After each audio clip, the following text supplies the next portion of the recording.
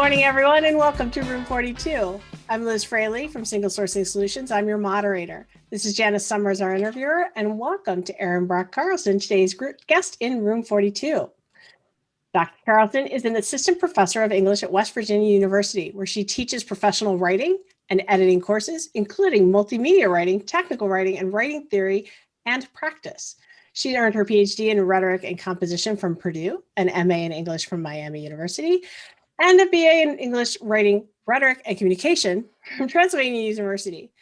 Her work rests in the intersection of environmental humanities and digital humanities, focused on the ways that place, technology, and community are wrapped up in one another.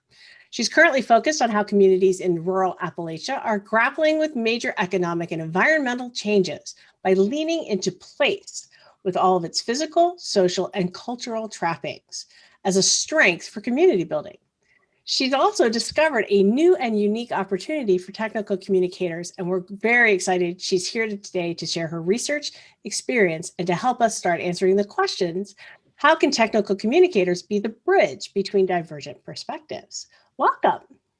Thank you. I'm so excited to be here. We are thrilled to have you here. So excited, and such an interesting topic. Thank you. One of the things, because there's so much to it, and I've been thinking about this all morning and last night, and it's such an interesting, I read the article again, just to refresh, but there's such an impact. I want to understand, first off, the origin of how you got involved in this. Sure. I think that would be interesting for people. Absolutely. Okay, so I can step back a little and talk about how I got interested in, rural Appalachia and doing this sort of work with community organizers, because that's where this started.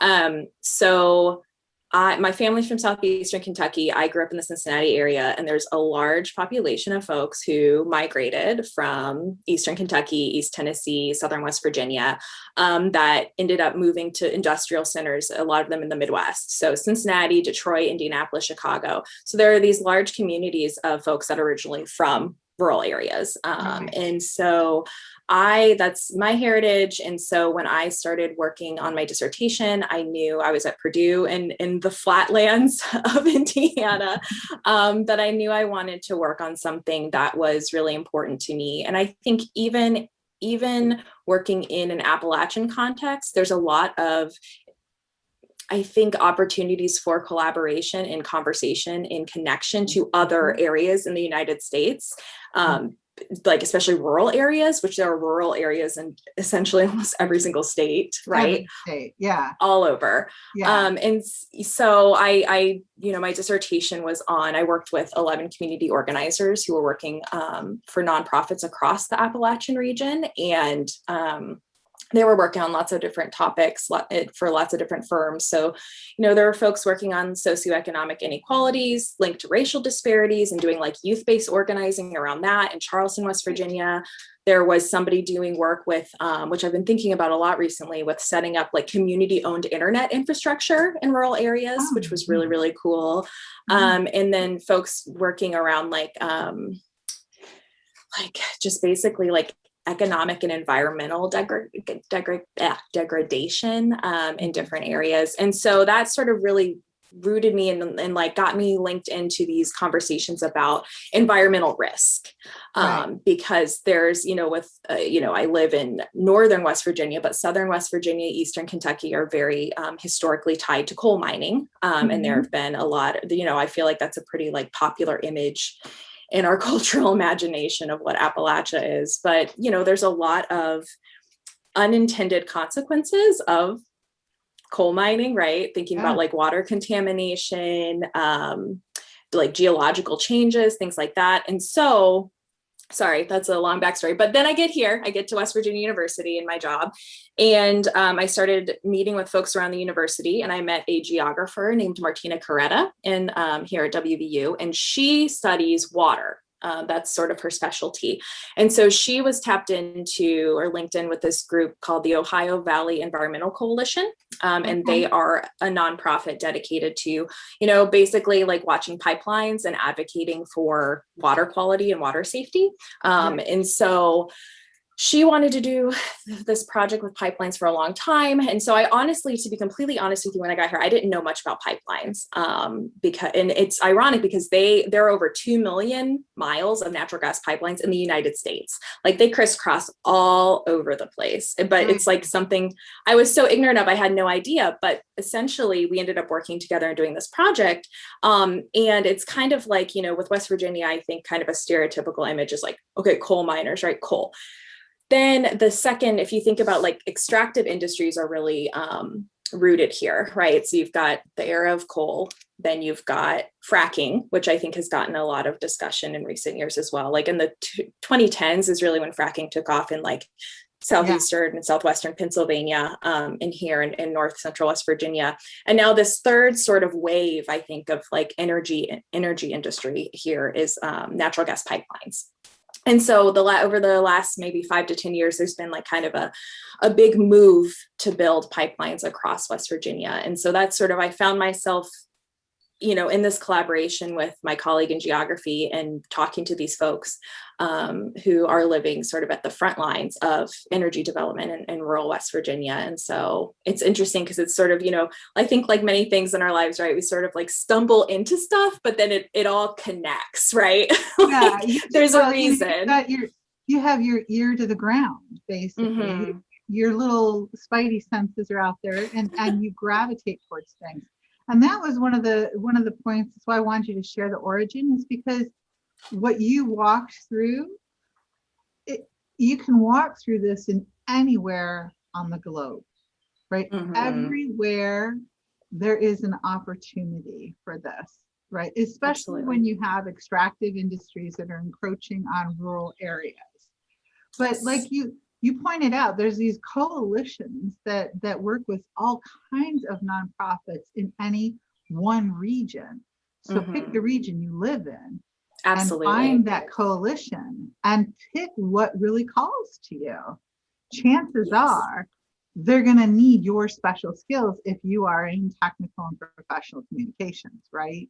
Absolutely. And Janice, something you said about having your ear to the ground, something that I found in this research is like, you've got, you can Google and find groups, right? But that's not like, those are like the really highly formalized groups, right? But there are like more sort of ad hoc community action groups that spring up, and you can find them on Facebook. I found a lot of folks organized through Facebook, which is really interesting.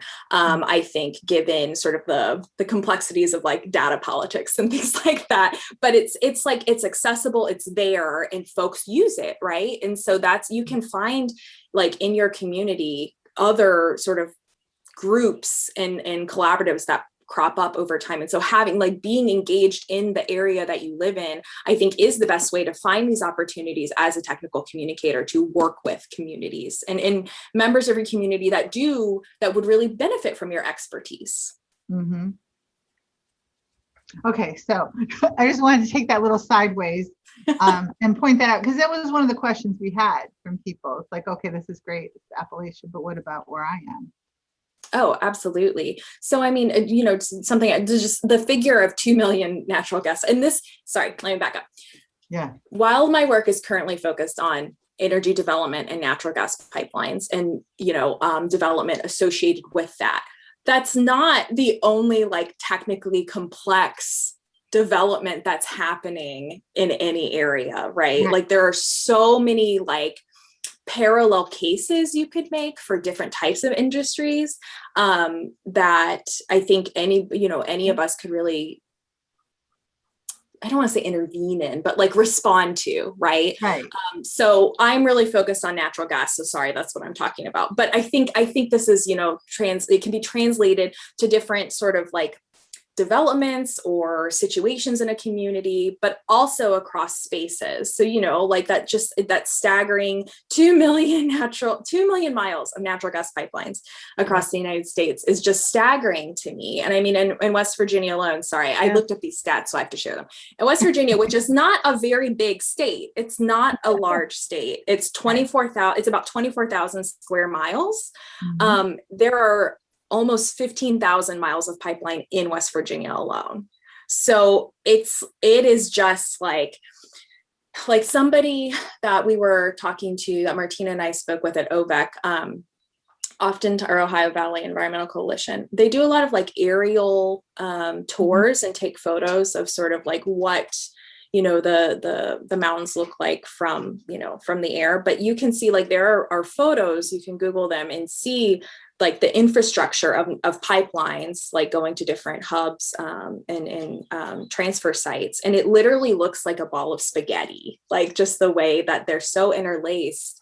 And so, but again, like that is not, West Virginia is not the only place where pipelines exist, right? Like No. there's been a lot in Michigan, actually, and like in like northern Michigan, Mackinac Island, there's been a very long-standing conversation and debate about pipelines up there. Obviously, out in the western area of the United States, North Dakota, and all of like, I mean, they're everywhere. So there's really, you know, and one of the biggest things to come out of this is, you know, rural areas. Community organizing and community action in rural areas looks a little different than in suburban or urban areas. And the reason I say that is because when I started doing this work with the community organizers I spoke about that I worked with during my dissertation, one of the things they were all working with, sorry, I'm like blocking my dog who's like going to town. I don't know. I don't think everyone wants to see it go to town. I wasn't even paying attention. Now, all of a sudden, we're all now- mesmerized by you. I'm like, that oh was my an God. engrossing conversation. Okay, sorry. So one All of the things that I own kept, pets know the deal. yeah, I know. It's like, come on. Like, one of the things that I kept hearing from them was like, there are not clear models of how to organize in rural areas, right? Right. So much, but there is great organizing happening in rural areas. There's a really rich history of that across the South and Appalachia, but most of the models that come from like community action organizations come from urban areas and really highly populated areas. So it's like you can go to an apartment complex and knock on all your neighbors' doors, or you can set up outside of an eatery or a bar or whatever, or school or whatever, and catch people as they're walking by. In a rural area where you might be 2 miles from your nearest neighbor, it's not the same like population density. And so you have to go about organizing in a different way, right? So it's like the models, the way that it looks here is different oftentimes. Like, of course, there are some similarities, but there are differences as well. And we need to note that. And so I say this to say, like, there's no one size fits all for this kind of work. If you are a technical communicator and like you want to engage with the community in this way, but at the same time, the things that I'm learning here about rural organizing, about how technical communicators can sort of bridge these gaps that Liz mentioned earlier, it is transferable to lots of different spaces and places, I think. Mm-hmm. Oh, my mind. Sounds like a very sort of creative, investigative opportunity, right? Yeah, I think so, because it's truly like, you don't know, you know, and another thing I've been thinking a lot about, and that has sort of guided my interpretation of this work, is expertise, right? Mm-hmm. So you don't really know what you're going to find, you know. So for instance, when I started this project, like I said, oh, sorry, Liz. No, that's cool. I'll follow up in that in a minute. Keep going. Okay. So when I started this, right, like I said, I didn't know much about pipelines. And, you know, within my first, you know, last summer, we did around 30 interviews that socially distanced outside walk along interviews that were masked with folks. And they walked us along their property to show us, you know, okay, here's where the pipeline was going to come through, here where it is, here's where it came through, and there's all this erosion, you know, all of these things that happened. And one of the things that was so interesting was hearing how, one, different people had experienced the interactions with, you know, with stakeholders involved in pipeline development, but also the different ways that they described the process, because every single person like understood the process differently, and no one was wrong, but it's like everyone had a different way to explain like how the pipeline came through, or how construction happened, or what they saw, you know. And so it's like, and every single person had a little bit different like experience, but also knowledge about like both their land and also the process. So, you know, again, for instance, there was somebody we talked to who And I guess one thing I should point out too with pipelines is a lot of the companies doing this pipeline work are based out west where it's very flat. So you have engineers in like Oklahoma who are drawing up the plans to, construct the pipelines.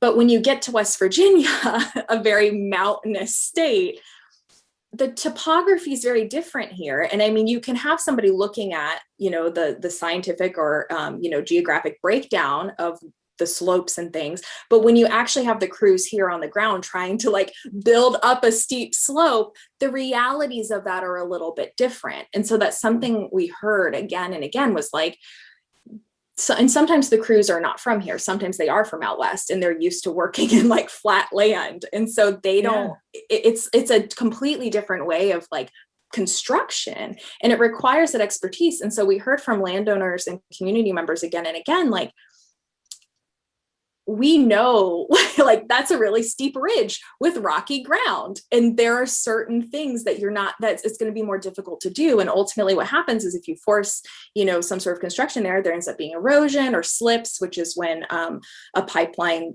sort of leaks and it, from the erosion, and then it starts, and then it's a whole thing. But the other thing is like, there are certain features of land that don't show up on a geographical survey. For instance, like ephemeral streams that only show up in like April and August, or no, August is too hot, April and September, like those, when the surveyor comes out in October, that's not there. And that can have a very real impact on like how a pipeline or some other entity, whatever it is going to sit on land, right? And so it's like these things that, when you live somewhere, you might take them for granted and other people might too, but it's actually like really valuable knowledge and expertise that folks have. So sorry, Liz, do you remember what your question was, or did I go too far afield? Well, no, it's good, but it's kind of an interesting thing. So like, if I put this in the perspective of technical communications and practitioners, I'm reminded of that story that we keep telling because it was just so wild. The guy on the tractor who's got his docs on a tablet, but his hands are dirty and it's really bright out there. Right. So it's part of we're talking about expertise of the people who are in the place, who are there. And that is, that is something that as communicators, we can ease or address or make sure to say, hey, we need to talk to the people who are using our docs or our products and things, because might not imagine what it really is when the feet are on the ground. Absolutely. But, I kind of went a little sideways from your project, but no, it's an interesting discussion of expertise you were going at. Yeah, well, that conversation is so important. Like, you need to have and I mean, I know when we've talked, you, Janice and I, like, of course, those conversations are so important. Like, we all know that, but sometimes it gets lost in the practice, right? Sometimes it gets lost in the moments from design to, distribution. But we need, like, that needs to be a priority, because that's going to make for the best outcomes, right? Well, and I think here's one of the interesting things, and this is when you're talking about leaning into place, and where the technical and professional writer comes into being, is that they can understand the context of place, create the communication based on the user of that communication. So if I need to communicate based on, say you come out and you're proposing corporate, whatever corporate is proposing in this place, I'm the technical writer, so I can translate that, communicate that back to the people in the place. The people in the place are going to tell me things. They're going to communicate things to me. As a technical and professional writer, I understand the user on the corporate side, so that I can then take these things that come from a very urban area and communicate them in a way that's clear and concise and can't be overlooked or dismissed. Right.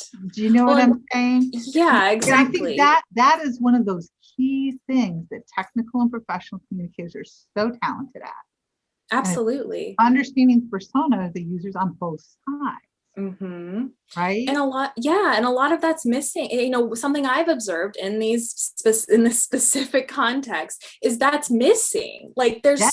there's not only a market, but just like I think a need and a space for that sort of collaboration and conversation to happen, because Right. and I think part of it is like the corporate model of many of these companies that aren't thinking, it's very like top level. Okay, this is what worked in X place. We're just going to apply it here willy-nilly. And that does not work. And it's not, in my opinion, it's not ethical, because you have to look at the needs of the users, or even, the community, the larger community, right? Right. And hear Well, what they're articulating. Yeah. And here's the thing, corporations have a corporate brand. They have a corporate way. They have a lot of legal teams that write a lot of legal documents, right? And there's a lot of rhetoric that's wrapped in all of that, that's at a certain type. It's a certain language in and of itself. And that's that they've invested a lot of money. It's like having a style when you're in writing, and you have a corporate style, and you adhere to because they invest a lot of time in that. Right. So that's how things get overlooked, because it's just like, we've already invested all this money, and this is what we're saying, and we're saying it clearly. It's not our fault. You're not understanding it. Yeah. That makes sense. It does, but I think there's a lot of like errors on the exit side of that. I'm not saying there isn't. I'm not saying there isn't. Yeah. I am absolutely not saying there isn't, but I'm saying from a corporation's perspective, right. They have the code, they have the legal team. Yeah. And as a technical and professional writer, you can see right through that rhetoric. Right. But as a person who's working the land, that's not my job. Mm-hmm. That's not where I live. That's not what I do. And that's not how I communicate. So as a person who's working the land, I look at things differently. And if you're overwhelming me with a lot of this rhetoric, I'm going to miss a lot of things. And I think because more technical and professional writers aren't involved, what happens is it just becomes a political mess. Mm-hmm. And that was one of the things I was thinking about this morning, because it has nothing to do with my political views. It has everything to do with people. Mm-hmm. And I think that was one of the things I really got from you. Mm-hmm. And I want everybody else to understand, it's not a political view. It's about people. Mm-hmm. And Janice, I think that's very true.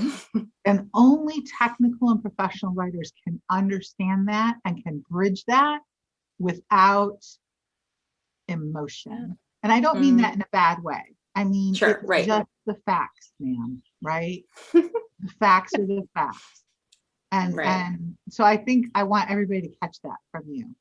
I really well, do. And I think too, I mean, it's especially pipeline development, and it's a very, I think the biggest thing, and then I think would be important for technical communicators is like, energy development is often discussed in economic terms, it's discussed in political terms, it's discussed in like scientific or geographical terms, legal terms, right? All of this stuff. Mm-hmm. But the lived experiences of the people who are actually like living next to the build out, like that is often not the story. If there's like a human interest story, it's about like protest or civic action. And that's important too. I'm not saying that's not important, but it's like, it's a very complex and polarizing issue. And there are some people we talk to were like, I will say the majority of folks we talked to were very anti-pipeline because of X, Y, and Z and what had happened to their land and in eminent domain, their land being condemned and things like that. But we did talk to people too, and even some of those people, like there is a nuance to this issue because there are conversations about like economics and job growth and things like that. But at the end of the day, Janice, to your point, it's like, you have to think about the people involved, and you have to, I mean, there are definitely things that can be done to improve that communication between company, between like local jurisdiction, between whoever and community members. And that is missing. And that is something that came up again and again and again, was like the lack of real communication, if there was communication at all, And that is something that is a niche. And I keep thinking about that because, one of the big, sort of debates here. And I mean, if you look at the conversation article that is linked, if you look at the comments, let me tell you, really elicits a lot of dismissals of my own expertise and accuses me of being some anyway, go look at them. They're fun. Anyway, I economically, one of the big arguments for energy development is oh, it's going to bring jobs. And it's, it remains to be seen too, anecdotally, what a lot of folks told me is, the crews working are typically out of state. There's a lot of traveling, it's not necessarily creating local job growth. There's a lot of trickle down stuff that, but there's not really much of an immediate impact. But something that I kept thinking about is but there are spaces, I'm thinking of the, pipeline as, if it's in, once it's in, and part of what a lot of these folks have to live with is this was a really dramatic time of their life when they were trying to not have the pipeline go, 800 feet, from their home, but now it's there. So how do we reckon with this? How do we live with this? And I think part of one for them, easy communication with people associated with the company that's maintaining the pipeline, but also that's an opportunity for jobs and economic growth that is not being taken advantage of. And so it's there are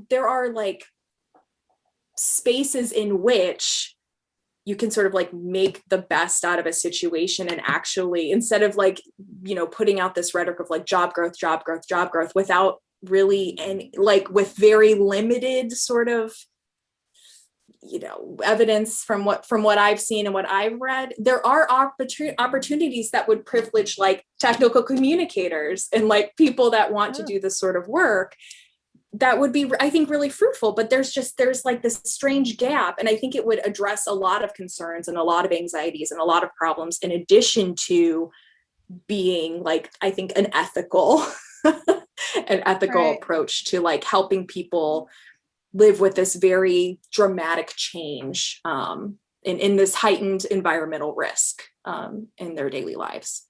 And I remember when we were talking about this in prep, and it goes back to something you said earlier, right? You can't just Google around and find those coalitions. Mm-hmm. Right. So even the people who are involved in this situation, now the pipeline's here, what do I do? They can't just Google around and find out how do I, whatever. Right. Right. So there's this, I find it not unsurprising, but really cool that it's a technical communications and language and writing professor who found this opportunity and this sort of missing space. Mm-hmm. Well, thanks. But I think it's there, and it's something that I think it's another opportunity for technical communicators to be able to articulate their value and what the skill set of a technical communicator is. And again, this is transferable to other, moments of environmental, economic, any sort of development, which is constant, right? Wherever you live, if you're in a rural area or a suburban area or an urban area, this is something that is there. It's kind of ubiquitous in our daily lives. So I think that that's really, really key. But Liz, if I can say something real quick, sorry, I'm I just thought of something else. Thinking about the complexity that surrounds these issues and how people do learn about them.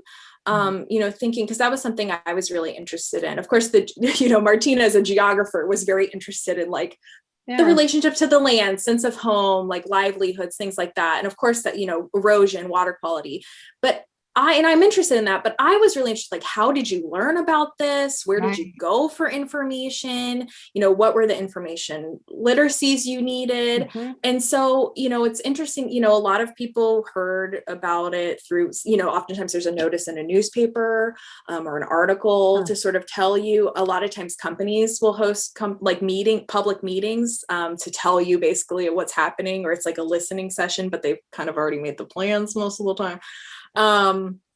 And then sometimes too would be like community-led groups. And Liz, like to your point, like, you know, Yeah. the community organization might not have a web presence, because oftentimes the people doing like this is a labor of love. And what happens is like you might get a lot of momentum, and then people get really burnt out after a while, and things sort of it's very amorphous. Like things will spring up and then people will kind of dissolve, or people move away because they decide to sell their land because they don't want to stay and fight, and for very good reasons, because it's kind of like a David Goliath situation. But one example I'm thinking of, and I think this sort of comes back to a lot of what we've been talking about expertise and language, is out in the Eastern Panhandle of West Virginia, which is really close to DC.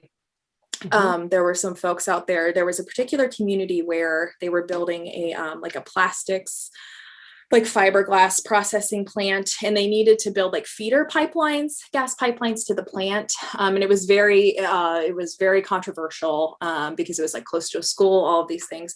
And so this feeder pipeline was going to go through an old cemetery, which was kind of an abandoned cemetery, but it was an African-American cemetery that went back to the early 1800s. There was a plantation nearby, and basically what ended up happening was like this abandoned cemetery, this community was like, we don't want a pipeline going through this really important sacred place. Like, so these folks, one person is a school teacher, one person owns an apiary, like that was her family's. It's these people that are just like, we have to figure out what to do. And so it's like a lot of learning on your feet. And so, one of them I was talking to, and she was talking about just like the amount of, going through city council, going through a historic preservation commission, going through like the registry of historic places and trying to get the land protected. When there's really not much of a written down history, like just learning all of these different ways in, and, talking even about legal, like dealing with legal language and writing letters. And the whole time she's talking about the needs, and they had kind of an ad hoc thing that cropped up, but there was never a web presence. There was never a Facebook group. It was very, person to person. And the whole time she's talking about this, and they're still, working together. I'm like, you need a technical communicator. Like that's what you need. You need somebody that can sort of act as like a site of translation and sort of like collect and organize these things and be able to articulate the connections and be able to, and so the whole time I'm just like, but the thing is, when you talk to people, don't know, typically many people don't know what a technical communicator is and can do. And so it's like, because I think she said something to me like they've been working with a lot of lawyers, like with pro bono work, and that's great. But like the lawyer but that was the first thing she thought of, right? Was like lawyer. And that's not necessarily like, that's not exactly what, in my opinion, based on what the needs that she was articulating, I think a technical communicator would have been the perfect, Well, exactly. So, and I've been thinking about like every time you talk about it, like you found something really important here. You found a really new place for communicators to have like serious impact. And, all the like one of the big conversations in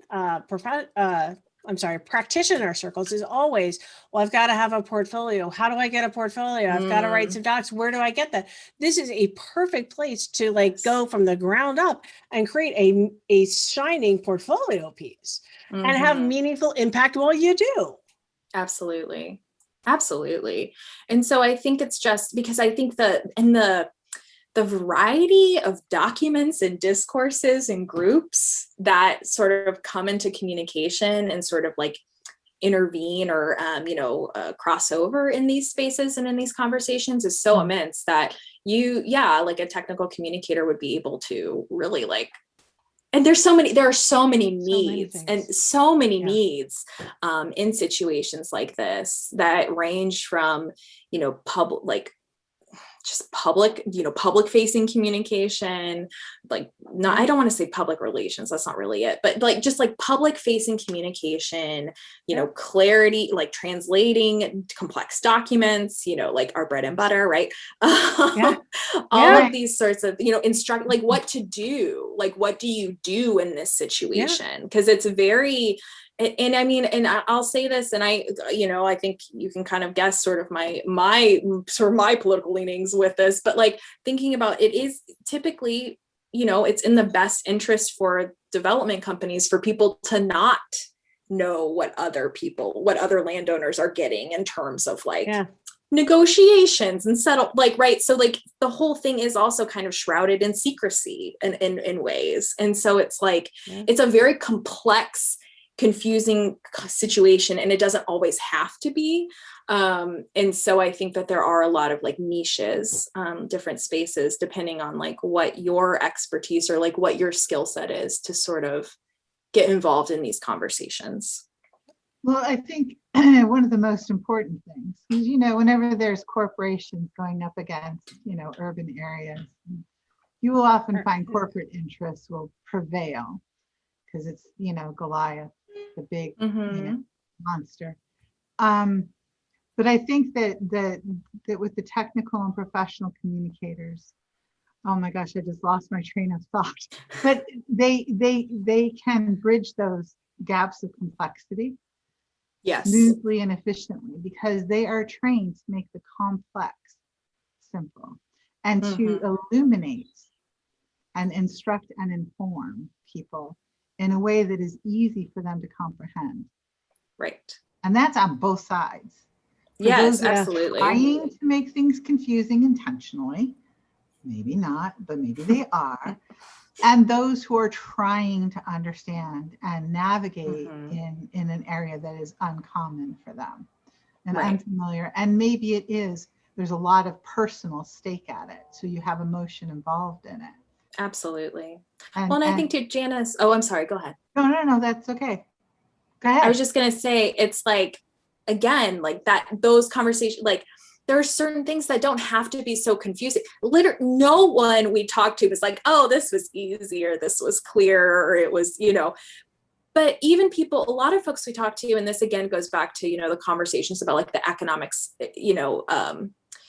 necessity, and sort of the fact that in many of these communities, gas and oil is like the industry, and everyone's brother or sister or mom or dad or whoever, family member or friend, works for gas and oil, right? So it's like it is intertwined in the lives of many of these communities. But even many people we talked to had worked in gas and oil and knew this stuff, and it was still more confusing than it should have been, right? And so like there is a gap there. So I want to go up to some like gas exec and be like, listen, like, one, there's a whole market here for you.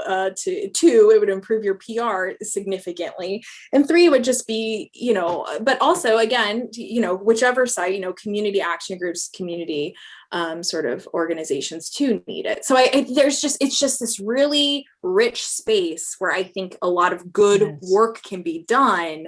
And I just, I'm just sitting here looking and thinking about it quite a bit, like how to make that happen, Yeah. What a way. We are 2 minutes shy of time, and what a way to end it. It's like, there's nothing to follow up on with that. Well, I think there is, because I really want to get that call to action for people is find community outreach organizations. Yeah. In your local area, right? That's kind of where you started. Right? Yes. So I think being engaged in your community and listening to what's going on, and, watching something, it's really funny. And maybe it's because I've always until now been in sort of like transitional places in terms of like knowing I wasn't going to live there forever, but joining, and if you still are on Facebook, joining community Facebook groups, I have learned so much about like what is going on, in addition to like bizarre things that perhaps I don't, like who left this refrigerator out on like Grand and North or something for 3 weeks, but like sometimes you really do learn, like people organize using the tools that are available to them, right? So like being present on these platforms and listening and, looking at city council minutes or, everything's on Zoom now. So you can, I go to city council meetings and listen to them as I'm like cooking and stuff now at this point, but like, that's how you find these opportunities.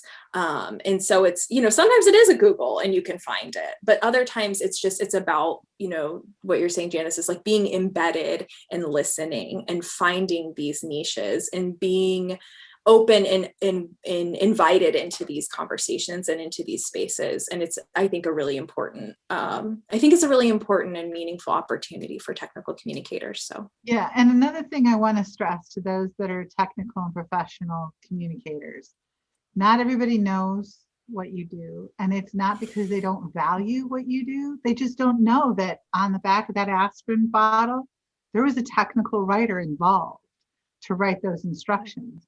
Once they understand that every aspect of their life is touched by a technical professional writer, they start to get it. yes. Right? Yeah. So I think that's one of the things. Never be shy away. Don't be scared away by somebody who doesn't know what it is you do or understand what you do. They just don't. Yeah. But when you start doing it, boy, they get it. Yes, they do. Yeah. And they're excited about it. They are excited about it. Absolutely. Yes. Because if you ever want to feel heard, talk to a technical writer, because they listen. They really listen. True. Right. I mean, didn't you say that they were all like, what are you doing out here, English professor? Oh yeah. When we would go out, Martina, they're kind of like, okay, a geographer. And then they would look at me and be like, why is there an English? You're in English? Like, what are you doing? So then I got to give my spiel. So there are like a bunch of people living out in rural areas in West Virginia that know what technical communication is now. Right. So we have a deep passion and understanding for technical writers. But it was cool though, because it speaks to that. Like, I feel like even in the academy, and I know, or even in industry, like not everyone knows what we do. So it's like refreshing to talk to somebody that is like in a completely different context than we are. Yeah. Right. And explain what we do. And I feel like there's a lot of excitement. It's like, oh, really? Like, that's really important and interesting. And you're like, yes, it is. Thank you. So. Well, it has been such a pleasure to talk with you. Thank you. I had a great time. For giving your time to come here. Yeah. Really. It's been a delight. Thank you. It has been great. I'm so excited to have had you in here in the room 42. Hopefully we've gotten through some of the questions. We may have missed some, but people can reach out to you directly if they want some advice or guidance. All of your information is included. So if we missed your questions, sorry, but you can hit Erin up directly. Absolutely. Please do. I'm always happy to talk about this. Just don't leave a mean comment on the conversation piece that's linked in my profile. I've had enough of those. So just email it to me directly if you're going to do it. Don't be a troll. Don't be a troll. That's right. Advice for everybody out there. Don't be a troll.